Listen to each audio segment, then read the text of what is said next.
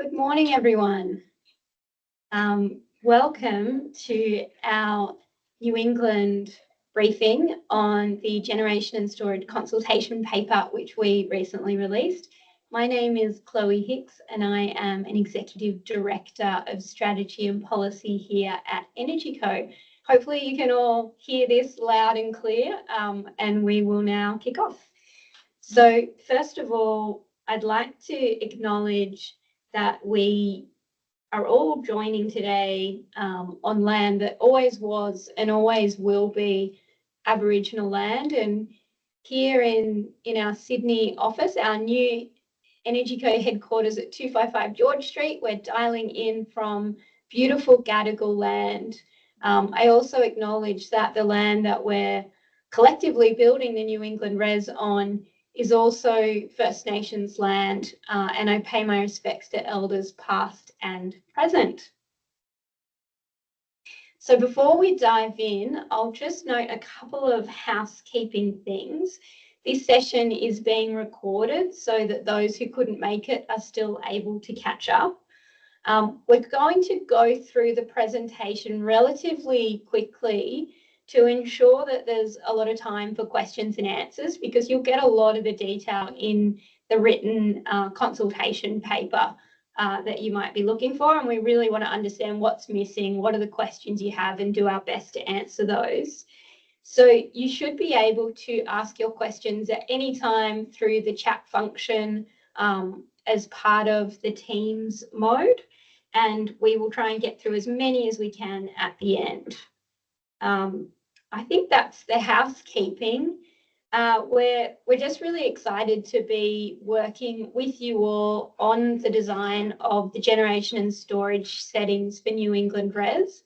We've taken a bit of a different approach this time compared to with Central West Arana and Southwest Res by really starting this consultation a lot earlier and really looking at three different parts of the generator experience together. So bringing together the access scheme, the generator connection assets model, and the system strength approach. And that's what we'll be focusing our presentation on today. I want to be really clear that we genuinely are consulting at this point, and you'll see options and approaches that we've set out with a lot of thought in the consultation paper. But absolutely no decisions have been made at this time. We really need to hear from you through your written submissions or other ways that you can connect with EnergyCo to make sure that we can make this work for both projects that are part of the RES as well as those that are outside the RES.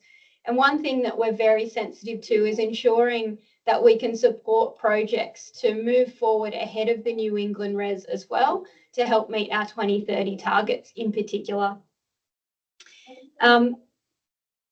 So we'll now be hearing from a number of key people in our project team, and you'll see that the project team has representatives from right across EnergyCo, showing that we've thought about this from different perspectives, including technical, regulatory, as well as the commercial implications as well. So first you'll be hearing from our New England RES Executive Project Director, Doug Paris. We'll then be hearing from our Director of Network Access, Rachel Hayden, our Acting Executive Director of Technical Advisory Services, Lulu Shao, and team members Richard Butlin and Sachin Goyal. And we've also got other team members present today to help with any questions at the end. On that note, I'll hand over to Doug to provide an update on the New England RES and a bit of a high-level overview. Thanks, Doug. All righty. Thank you, Chloe. You've introduced me, so I won't repeat that, but thanks everyone who's dialed in. Thanks for giving us some time today, and look forward to your thoughts and feedback on the paper that's out there. I've been given the grand sum of one slide to talk to, which is excellent because I hold the airways if I'm given the opportunity. So New England RES, it's obviously a critical energy project for New South Wales, and as you can see there on the map, and you're probably aware, it's an area that's centred generally around Armidale, loosely. And I guess from a project perspective, or at least the infrastructure project perspective, a key part of that is the transmission line and the hubs. That's arguably the enabling works for the RES. The point of the RES is not to build a transmission line. The point of the RES is to deliver renewable energy to consumers, and for that matter, to do it on a timely basis to keep the lights on. So as we're looking at retirement of coal-fired power plants, there's a need to replace that energy. So New England RES is part of that plan that the New South Wales government has in place. So clearly, an absolutely essential part of the RES is ensuring that we've got generation and storage projects ready to connect and commission as early as we can to actually achieve that task.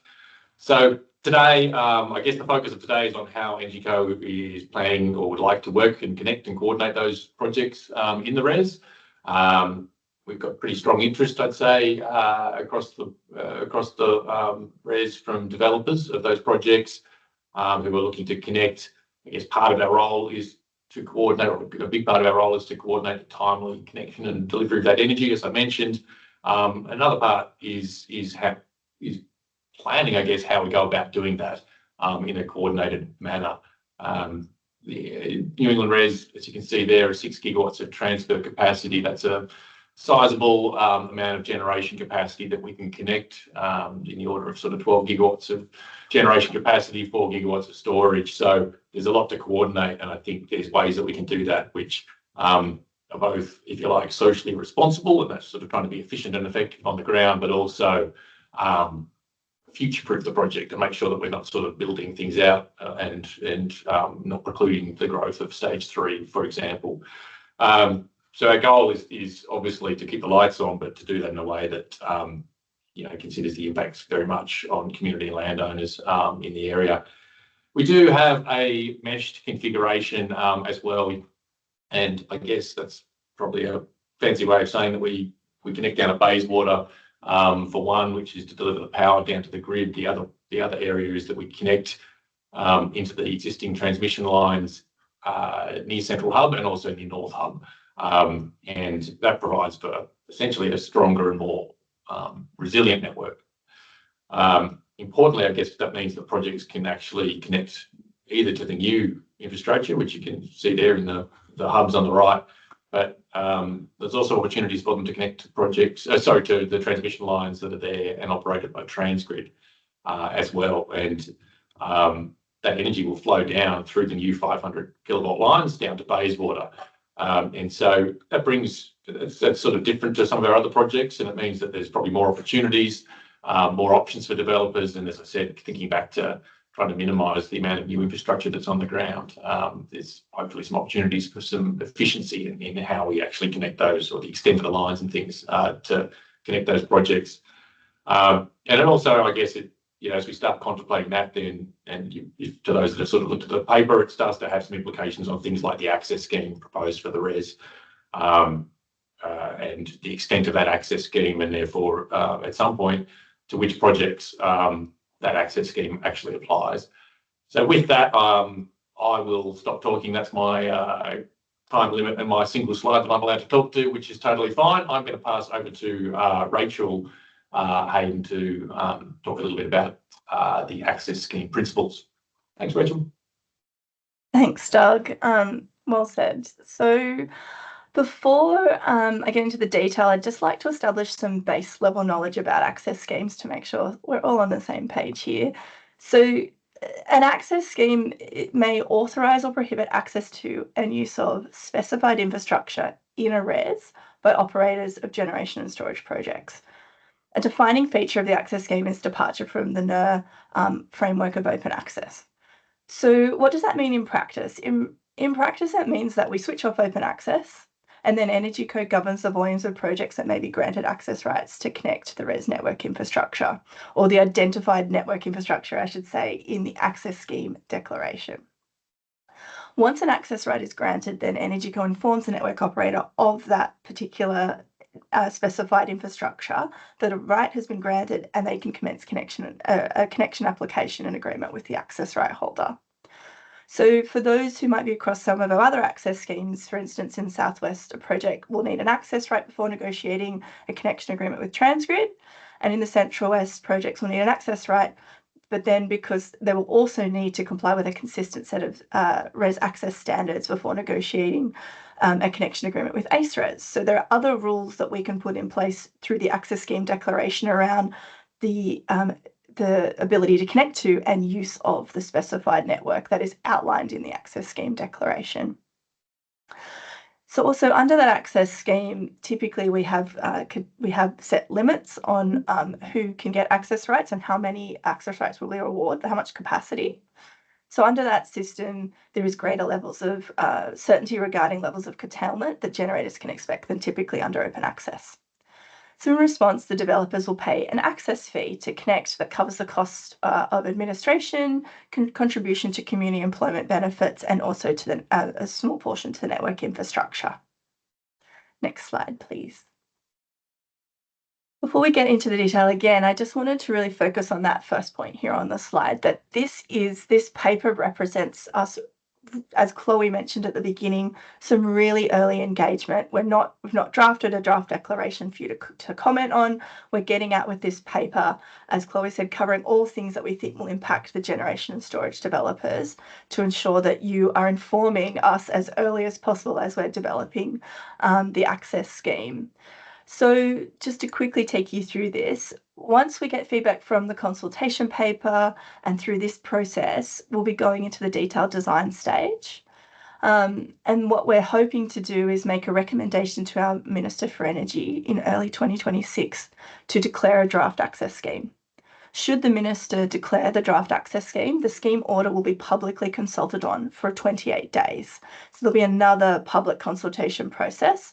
And in making a decision about whether to declare a final access scheme, any submissions to that 28-day consultation process will be taken into account by ourselves and the Minister. I just wanted to also note that we've already met many stakeholders and are committed to continued and open dialogue during the detailed design phase before we make that recommendation to the Minister. Next slide, please. As Doug said, it is a mesh network, particularly at 3 points. So different, particularly to Central West, which is just connects to the existing network at 1 point. This connects at 3 points. So the benefits of the transfer capacity, as we've previously said, will flow onto existing lines. So what we have to do in the access scheme then is consider how to manage that. We have two main tools in an access scheme. And obviously these are detailed in the paper, and as I completely said, these are not locked in. These are just what we're currently considering, and we'd love your feedback on it. So you can see there on the slide, under an access rights regime, we're looking to apply that to all the new res network infrastructure. So on that slide that Doug showed, that's the blue and the orange, the deep blue and orange, but we're also considering applying it to the existing 330 kV and 132 kV lines inside the res geographic boundary. And then we've also got considering applying an access control mechanism for the first time, which we've never done before in either Southwest or Central West. And essentially what this does is we're considering applying that to some small lines just outside the boundary, at 330 kV lines outside the boundary. And I suppose the key thing there is to remind you that the access rights regime, you need an access right to then seek a connection. With the access control mechanism, it's a bit of a lighter touch where you would just need EnergyCo's consent to seek a connection from the network operator. And I'll just take a minute to explain why we're considering the differences here, and particularly why we might be, to Doug's point, applying the access scheme to a significant amount of existing lines within the boundary. We're doing this because the benefit of the transfer capacity will be experienced by projects connecting to those lines, simply put. There'll also, the other aspects that we're considering is that those projects connecting to the Transgrid line, if they're not captured by the scheme, they could be impacting the curtailment experience of those projects connecting to the new res network infrastructure. Additionally, if we didn't capture those lines in the scheme, there could be a locational disincentive where projects would all just potentially try to connect to the Transgrid line to avoid the scheme and therefore not pay those access fees, which help us make sure we build social license and legacy projects for the res itself.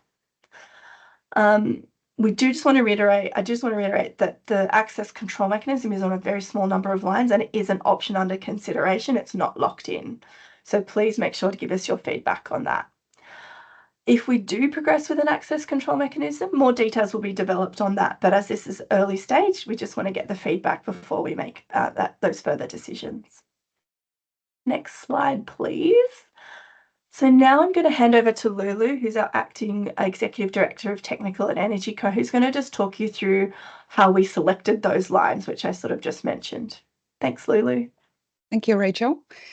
This slide really sets out the key existing transmission line being considered for the inclusion of the New England RES access scheme. So I'm going to walk you through Energy Co, how we decide whether these lines should fall under the scheme. We really apply 3 types of assessment: technical, project-based, and policy. On the technical side, we look at the high-level load flow studies, that including the line thermal capacity, check against the existing network congestions. We also run some high-level study to check what's the expected future flow within the RES and across the wider grid, as well as potential augmentation. Given this is a very meshed configuration, there is a high level of electricity interconnectivity between the proposed RES and the existing transgrid network. So here, the list of the line try to capture all the possible 330 and 132 kV line in the proximity to the New England RES infrastructure. We also assess the projects already in development, considering their type, size, maturity, and the location, to make sure the access region does not disrupt projects that are already committed. Finally, we consider policy factors, focusing on things like which RES participants will benefit from the transfer capability enabled by the New England RES infrastructure, the likely impact of connection on the access right holders. We try to keep the intention of the policy of the RES geographical boundary and make sure there is no hindering the development of projects already in development. So the table then summarizes possible treatment options for each network element. Some lines are proposed inside of the RES boundary with access rights, and some are excluded. And for certain corridors, such as Southern RES boundary to Tamworth and the Northern RES boundary to New South Wales Queensland border, we start considering the option, as Rach mentioned, is applying some access control mechanism to these network elements. So in short, the approach seeks to balance the technical reality, project impacts, and the policy objective in decide whether and how each line should be included in the RES access scheme. Now I'm going to hand over back to Rachel. Thanks, Lulu. So as Lulu said, we really don't want to hinder projects that are already in development. So we're highly aware of projects in the pipeline and don't want to unnecessarily delay anything. So that's why you'll see in the paper that we've developed transitional arrangements to ensure the scheme is fair whilst also balancing policy objectives, because the line will have to be drawn somewhere as to when the scheme applies to these projects that are possibly already in development. So it is important to note that the projects will be, if transitional arrangements apply, the projects will be exempt. They will not need an access right.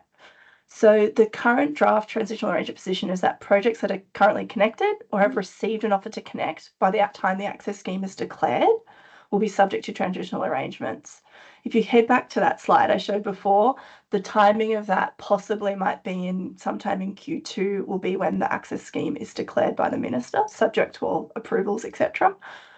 But based on some feedback from Transgrid, we're obviously considering these additional possibilities to include in the transitional arrangements. So you can see there option A, so considering these 2 options and extending the transitional arrangements to projects that have made either a valid and complete application to connect by the scheme the access scheme is declared, either if a project has received an offer to connect by the date of the first access rights, the tender the access rights commenced, or if a project has received confirmation of their GPA 543A letter by the time the first tender is commenced. So instead of just saying you must have received your formal offer to connect by the time the scheme is declared, we're sort of making sure we're trying to plug that gap between the time the scheme is declared And by the time we open the first tender, run the tender, and you get your access right and are about to go on your way again and getting your connection agreement. So we're trying to make sure we're covering that gap. So we'd love that feedback both from projects connecting to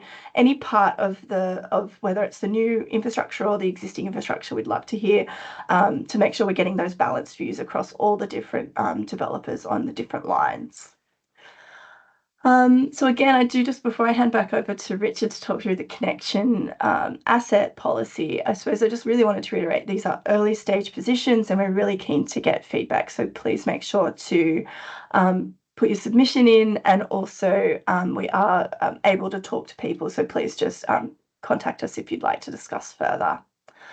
With that, I would like to hand over to Richard now, who'll talk about the connection asset policy. Thanks, Richard. Good morning. My name is Richard Butlin and I'm the Generation Coordination Lead on the New England RES project. Next slide, please. When we talk about connection assets, we mean the plant, equipment and ancillary infrastructure between a project and a connection point on an access rights network. Consideration of different models was undertaken to ensure the timely supply of renewable energy, leading to efficient use of the RES network infrastructure, to ensure the layout of connections for multiple projects is coordinated and results in efficient use of those assets, avoiding duplication of assets and spaghetti junctions. It's to ensure the network is planned to allow future expansion.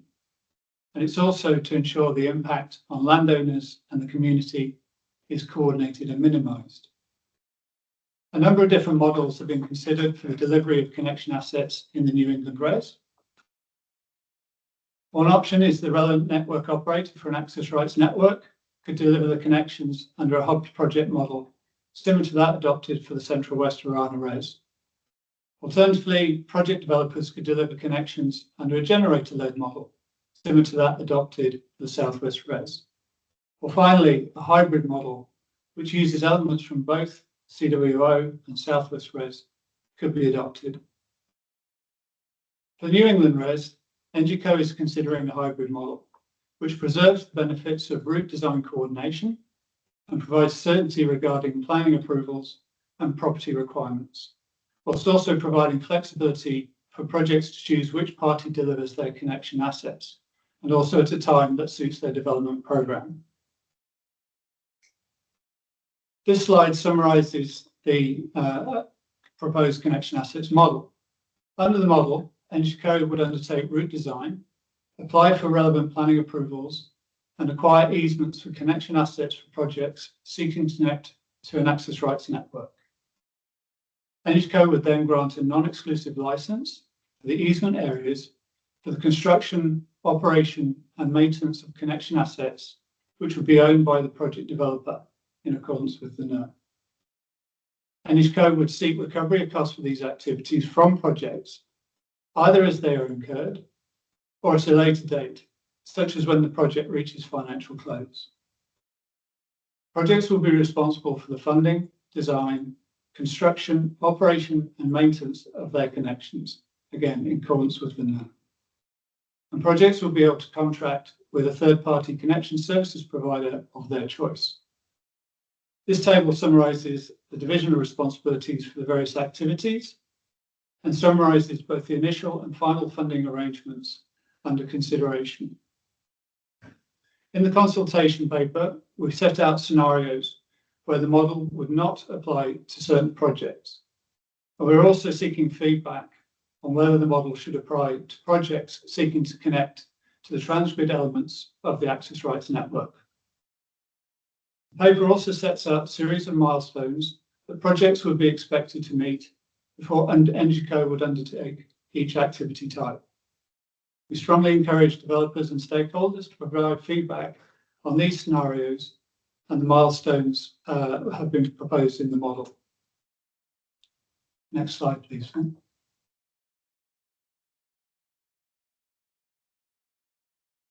Landowners play an essential role in the renewable energy transition. NGCO is considering establishing a framework to pay landowners for hosting connection assets built by project developers. This is to create an equitable outcome compared to landowners hosting transmission assets built by the relevant network operator under the Strategic Benefit Scheme. Such payments would be in addition to payments to acquire easements. The detail and form of the framework are still under consideration and will be developed following further consultation. I'll now hand over to Sachin, who will summarise the approach to system strength. Thank you, Richard. Good morning. In terms of system strength, the proposed approach for system strength for New England RES is forward-looking, similar to the NER. What it means that there's a designated party with regulatory obligation who would be responsible for planning for the system strength and to provide minimum fault or meet AEMO's minimum fault level requirements, and to make sure that power system security and stable operation of generators is maintained for the New England RES. The proposed approach is also designed to optimize the provision of centralized system strength, and what it means that the plants who are connecting, proposed to connect to New England RES would have obligations to meet in terms of system strength, and the party with the regulatory obligation would have responsibility to plan on the basis of what generators are bringing to the RES. In terms of requirements on the generators, they would have to meet withstand SCR of 1.2. Now, how they meet withstand SCR of 1.2, there are different options presented to them. Generators can meet withstand SCR of 1.2 on their own. If particular technology cannot meet the withstand SCR of 1.2, generators could install a source of system strength behind the connection point, which is also allowed under the NER. Those generators who cannot meet the withstand SCR of 1.2, but also not installing a source of system strength as part of the generating system behind the connection point, they would be able to contract for this system strength outside of generating system, but within the RES. For the plants who are not able to meet any of those requirements, there will be a last resort option available to them, which is the network operator, and the network operator will be acting as a last resort to provide system strength to generators so that generators can meet their obligation of withstand SCR of 1.2. So with this method, the demand side, what is referred to, or the required system strength from generators is managed so that the responsible party for planning for system strength can take that into account and then plan for system strength so that network can be, the system security can be maintained and stable operation can be maintained. Thank you. That's all from system strength.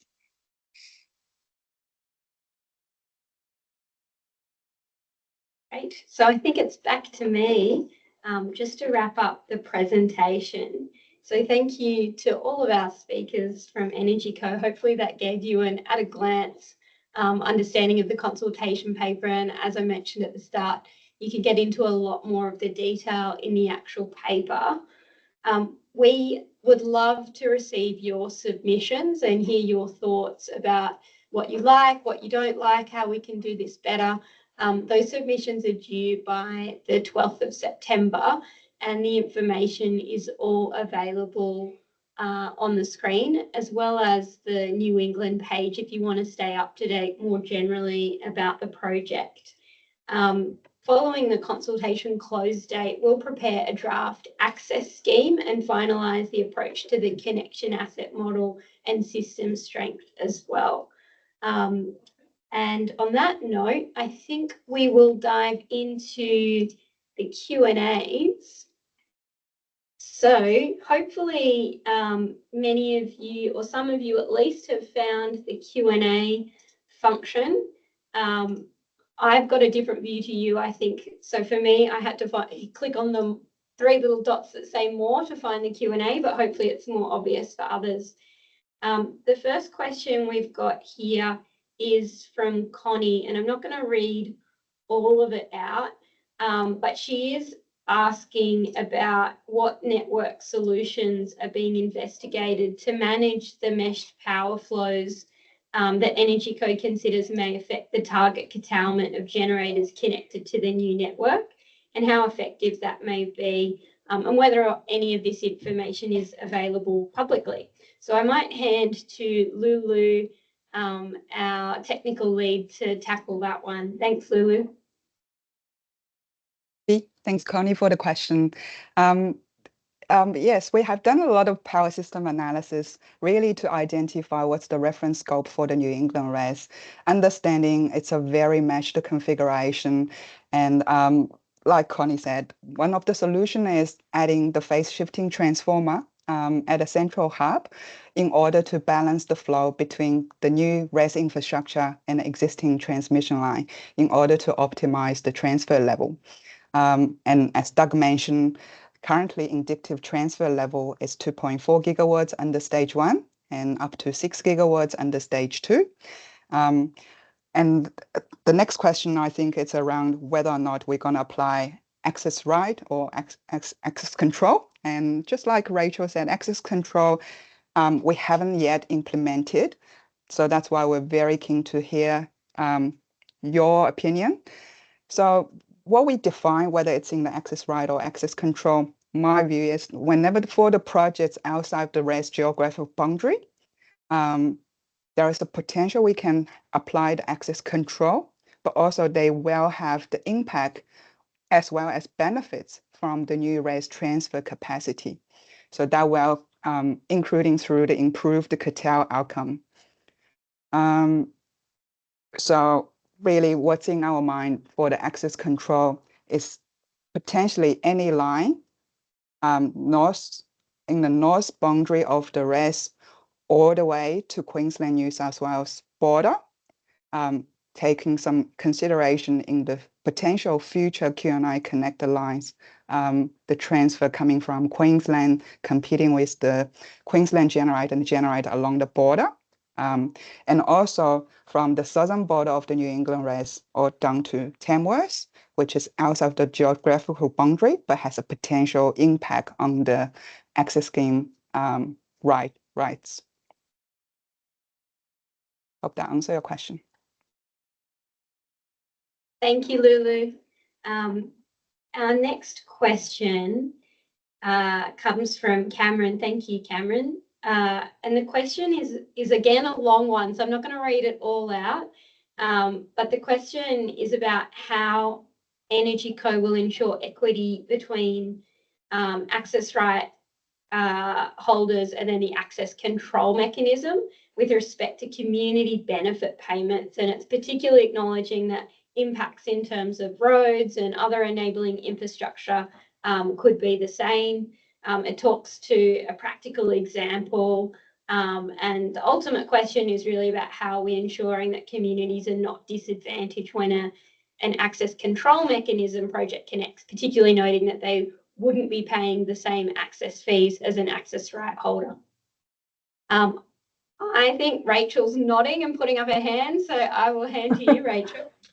I will make a slight correction there, Chloe. So there will be access fees applied in the access control mechanism as per our legislation. And so under the Electricity Investment Infrastructure Act, there are minimum numbers for what the community employment fee should be. So, and for those who aren't aware, in the Southwest and Central West, those are the ones that have applied in the current fee declarations. So I can't say what the answer will be because it's not been declared, but could be expected that a similar community employment benefit fee will be placed on projects under the access control mechanism, again, subject to final approvals. But I think that's a really good point raised by Cameron, and we'd love a submission that sort of echoes this comment so that, as I said, when we're should we progress with the control mechanism and should it be developed, we'd like to have this input so that we can understand and make sure we're crafting it in a way that addresses these issues from the community. So I just wanted to say thank you for the comment, and we do think there are current tools we can use through access fees and other ways in the design of the access control mechanism that we could address that issue. But we'd love the feedback from people like yourselves to let us know what's needed. So thank you for that. Thanks, Chloe. Thanks, Rachel. The next question has come in from Karen. And this question is, how does EnergyCo anticipate managing multiple licenses for a single connection easement, particularly where projects are targeting different stages? Is this one for you again, Rachel? Nope. Probably more for Richard. This one for Richard. Probably for me. Thank you, Karen. Yes, good question. Certainly something we're considering, and the approach is probably likely to be developed as we progress. We don't have a definitive answer at the moment, but matters such as these will need to be considered as we further understand proposed route alignments and corridors between connections, particularly where there's the extent of possible parallel lines between different connections between projects, and possibly also between a connection asset line and the backbone infrastructure. So once we've further developed that high-level concept design of potential layouts and routes, we'll be able to see the size of the problem, and then we'll work through possible strategies to deal with that. But it's certainly something that's very front and centre in the work we're doing. Thanks, Richard. We've had a couple of questions come in from Lachlan. So if anyone wants to get in there, you can add your own questions, and I'll do one of Lachlan's and then one of the others, to be fair. But at this stage, I think Lachlan's got the stage with a couple of questions. So the first one is about us proposing or considering access rights being required prior to the commencement of a connection application process with Transgrid. And the question is, what support with EnergyCo being supplying to ensure a timely connection approval and that projects are not caught in pre-approval for extended periods of time? So about the support that EnergyCo will be providing to ensure a timely connection approval and that projects are not caught in pre-approval for extended periods of time. Is this one for you, Rachel? This is what happens when you keep your camera on. Sorry, half the time I'm nodding because they're good questions. So well done to the attendees. Sorry, Chloe, but yeah, I think for that one, I think it's a good question, and I think it's for those who are across the, like I mentioned in my presentation, the Central West Orana Access Scheme, we do apply a set of non-negotiable standards called RES Access Standards, which essentially we switch off the negotiation of your generator performance standards, in an attempt to streamline them, really. And I think what we're seeing now in the current batch is that it is streamlining things. It's sort of bringing all the people together in the right way. So I think we'll be considering that in the New England context. So for those who aren't across in the Central West, ACERES have a generation integration centre which has at least 6 employees from AMOS proper in there.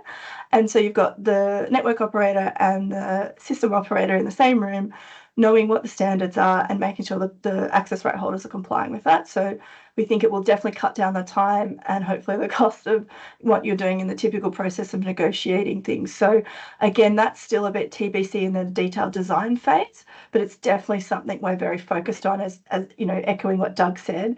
EnergyCo's role is to try and coordinate the generation and storage to make sure we're getting you on as soon as possible. You know, we want what you want. We want to put downward pressure on prices. We want to get supply in the market. So we have every incentive to support you in that process. You might see in the paper we don't mention the RES access standards directly, but if you go to the Central West Orana Access Scheme Declaration, the RES access standards are mentioned there, and you can see how they apply. I'm not sure, Lulu, if you wanted to mention anything about the fact we're looking to consider developing those in New England, but no formal decision has been made yet. Great. Might have missed Lulu, but that's okay. I think that's, but essentially we're on it. Great. Thanks. We've had a couple more questions. A flurry have come in off the back of my comment before. So regarding system strength, the question is whether we can clarify if the proposed SCR will be 1.8 or 1.2, as mentioned in the presentation today, and I'll hand over to Sachin to respond to this one. Sure. Thanks, Chloe. So in terms of SCR of 1.8 and 1.2, for the minimum technical requirements, we are consulting on whether that SCR should be 1.8 or a different value. However, to meet the system strength requirements, generators are required to meet SCR of or withstand SCR of 1.2. Now, those generators can only meet 1.8. They would need to install a source of system strength as part of generating system, or have contract with the source of system strength outside of generating system within the RES. What it enables that a technology that cannot meet SCR of 1.2 on its own can still connect in the New England RES. There are different options for them to meet system strength requirements. That's why there are two values, one for minimum technical requirements and one for system strength need. Thank you. Thank you, Sachin. We've got a question here from Susan about when the access paper was made public and why stakeholders haven't been given more time to put in submissions. Look, we did publish the access paper on the 15th of August, and we're allowing 4 weeks for public consultation, which is quite standard in terms of New South Wales government practices. We're very open to hearing if that's a struggle for you and you need extra time, but we are pushing very hard to make sure that we make the deadlines and ensure that we can run every process properly. So we'd really encourage you to try and get your submissions in ahead of the 12th of September and reach out to us if that's not possible. Anything to add on that, Rachel? No, I think that's the key, Chloe, that if you need more time, please just let us know and we'll consider for sure. Thanks, Chloe. Great. There's a question here from Jason. Can you please share a little more about when a DCA or DNA might apply under the hybrid connections model? Should we assume a DCA would apply to lines of any length? And is the DCA DNA a choice for the developer? I think this is probably one for Richard. Yeah, thank you for the question. Yes, we think that most connections are most likely to be DCA, but we are fully aware that the DNA model is available, and we have asked questions in the paper to get feedback from developers under whether they would be willing to enter into a DNA arrangement for their connections with either projects that are related to their entity or with other entities. And that could be advantageous to the community in terms of reducing the number of lines and towers along a particular route. But we do appreciate there are challenges with establishing a DNA arrangement with parties that are not of the same entity. But we really are looking for feedback from the market as to whether they would actually be open to those arrangements. Great. And if so, are there any risks and challenges that would otherwise prevent them from doing so? Thanks, Richard. Got another question here from Ronch. Does EnergyCo anticipate itself becoming or alternatively appointing a third party as the system strength service provider for the New England RES? I'll hand over to the team to discuss, to respond to this one, but also just mention that we're also in the process in New South Wales of a transmission planning review, which is being done independently to look at things like the SSSP and different roles around jurisdictional planning. And so we'll respond, but we're not going to preempt any of the outcomes of that independent review, which is currently underway. Lulu or Sachin, who would like to tackle that one? Okay, so Chloe, as you said, this is still being worked at who will be the responsible party for providing centralized system strength. But one thing would like to emphasize here that there will be a party with regulatory obligation that will be responsible for minimum level of system strength and the efficient level of system strength, which is required to maintain the power system security and the stable operation. Who that party would be still being worked through. Great. Thanks, Sachin. And keep your camera on because the next one's directed to you. Okay. The Transgrid RIT-T for system strength proposes an optimal portfolio for system strength, including 7 syncons at New England Res. If the preferred method is for a project to self-remediate, are these syncons part of Transgrid's obligation or passed to the Res network operator?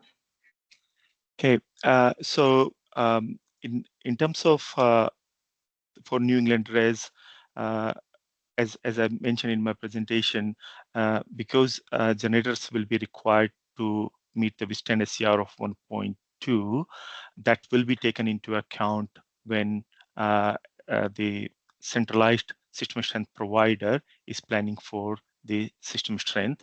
Energy Co and Transgrid would work. So this information will be passed to Transgrid, and once it is decided who is the responsible party for centralized system strength, that party will manage the system strength within the New England Res.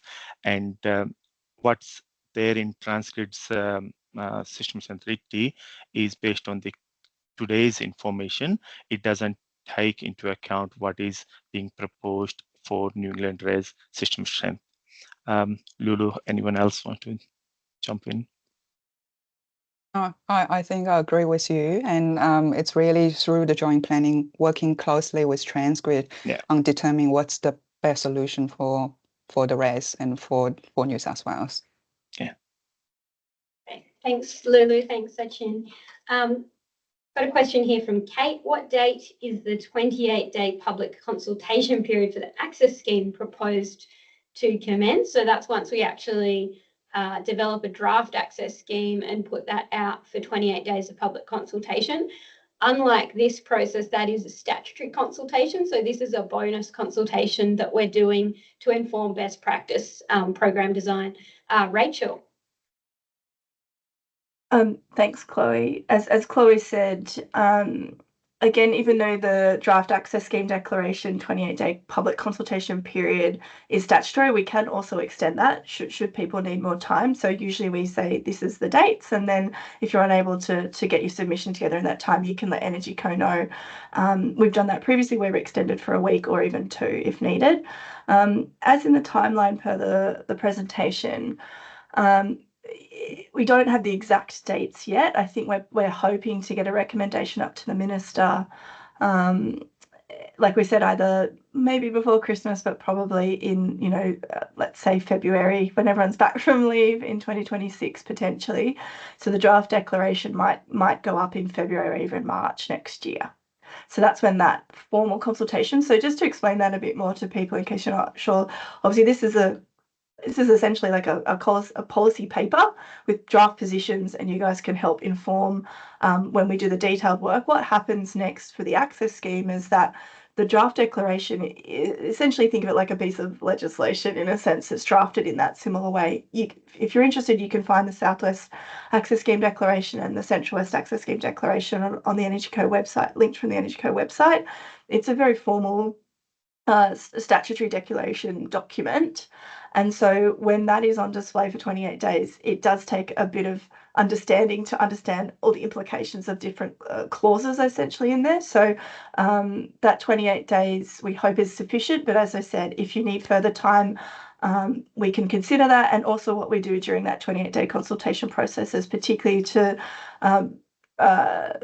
local councils and other, community members, we offer ourselves up to have one-on-one conversations during that time to help demystify, I guess, some of the drafting in that and make sure you or stakeholders do understand the impact or the way that things will work under the scheme declaration. So we will try to make sure that there's sufficient support, I guess, during that 28-day consultation time, and again extend if needed.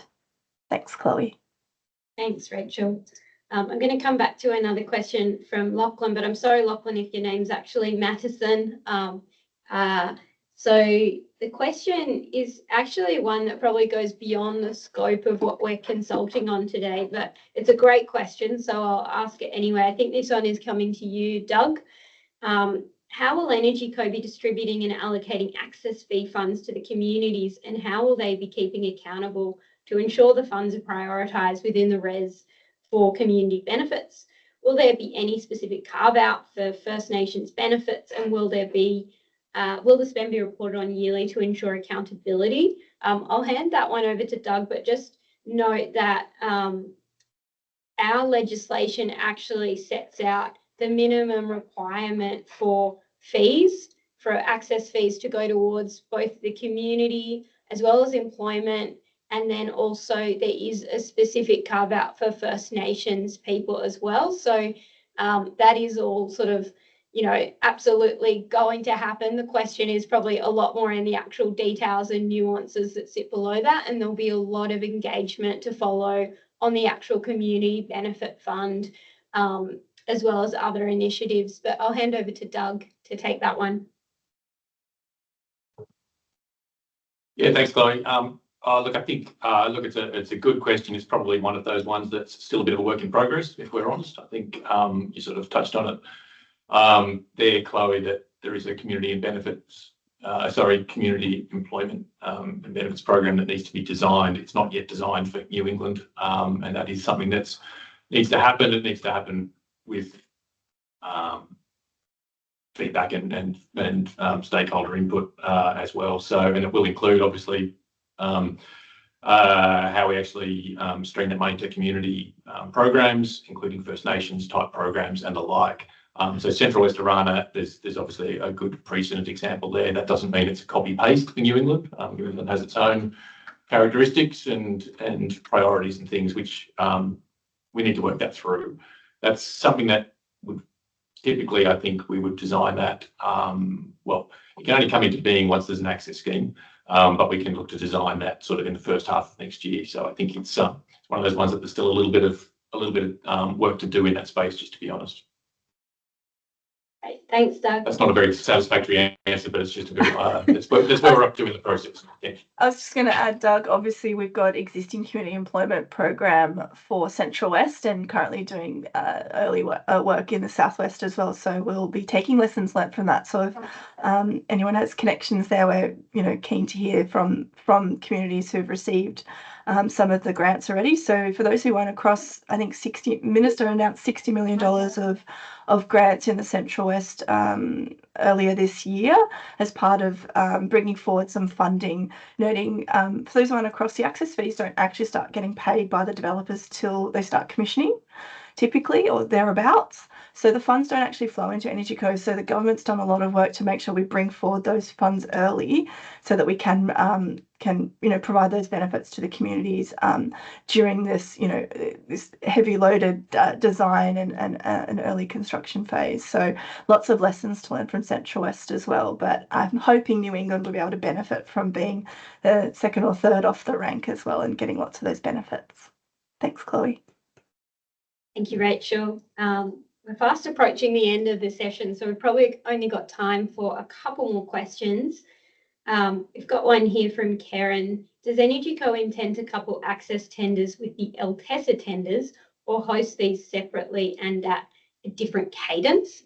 I might tackle this one in the first instance and just note that this is still something that we are working through. We'd love to hear views on it, but we do have two different precedents around how things were run for Southwest as well as how they were run for Central West, and we had reasons for trying two different approaches. So for Central West Orana, EnergyCo ran the allocation process, and that was to ensure that we could work closely with the projects to develop their hub to project assets as well as centralised system strength. However, for Southwest, the ASL, no longer AMO Services, now ASL, has run that process, and they ended up having to do it separately to LTESs because the SISs came in. So there's a few different ways that we've run this, but ultimately what we're looking to do is make it as simple as possible for the market, so that you're not having to repeat the same information, so that you can repeat the same information. And so for Southwest and Central West, we made sure we designed both of those access schemes to be as consistent with those other processes as possible, so that it's a bit more user-friendly for the developers.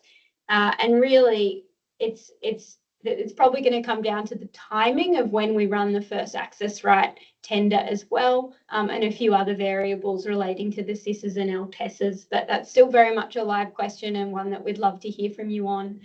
Rachel can correct me if I've said anything wrong. No, all good. All right, a couple more.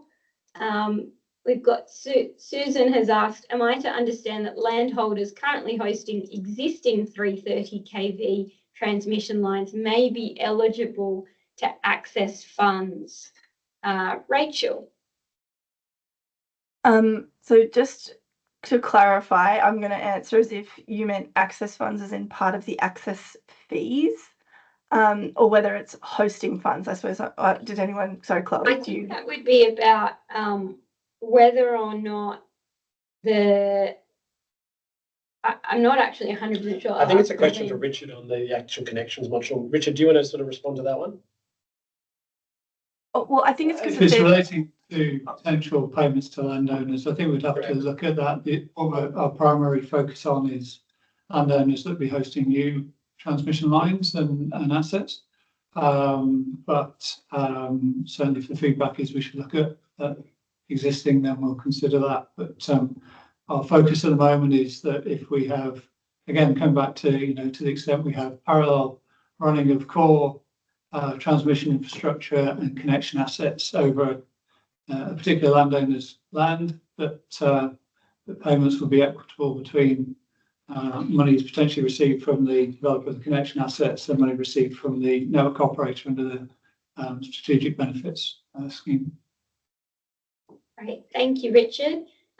With 3 minutes to go, we'll tackle the two last questions. There's one here from Miles, which I'll answer very quickly. Has the target capacity of New England RES reduced from 8 gigawatts to 6 gigawatts as per the initial briefing slide? No, the project still has an intended capacity of 8 gigawatts. That's in the legislation, and that's also in the declaration.